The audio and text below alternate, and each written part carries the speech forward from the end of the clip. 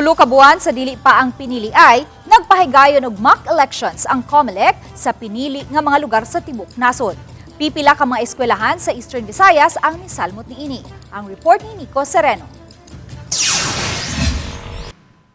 Malampuson ang gihimong mock election sa duha ka mga lugar sa Borongan City, Eastern Samar niadtong Sabado. Usa sa napili ang Barangay Tabuk kun diin moabot sa 99 ka mga balota ang natest. May dirt na konti yung hindi pumasok pa agad yung balota. Tapos yung training namin, okay na. Sinarin, pumasok na rin. Linisan muna yung scanner dyan sa ECM ng kaunting linis lang. Tapos okay na rin. Matud sa kapitan sa barangay, nahimong hapsay ra hinuon ang pagboto ug walay nakitang aberya.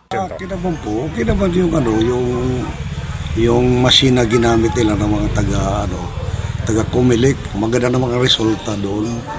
Lalo sa ng balota, okay naman yung resulta. Maganda naman ang kinalabasan.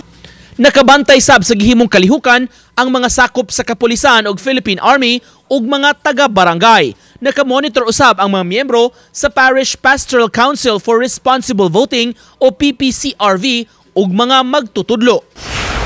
Samtang sa mock elections sa San Gabriel Elementary School, daghang mga butante sab ang mi-participate. Taas ang pila sa gawa sa clustered precinct kung diin gihimo ang botasyon.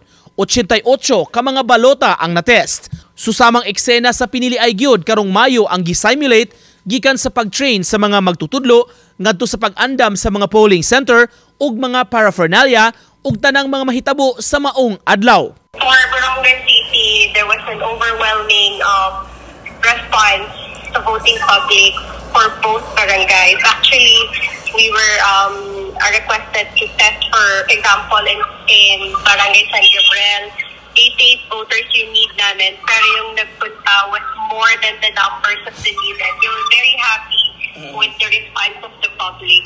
And so, with Barangay Tabuk. Samtang gawa sa Borongan City, gihimusab ang mock election sa lungsod sa Lawaan. Sa elementary school kinigihimo nga gisaksihan sa taga-COMELEC, kapulisan ug mga taga didto sa dapit. Lakip ang election watchdog nga National Movement for Free Elections kun NAMFREL nakamonitor sa maong aktibidad nga pagpangandam sa piniliay karong Mayo. Nico Sereno, Balitang Bisdak.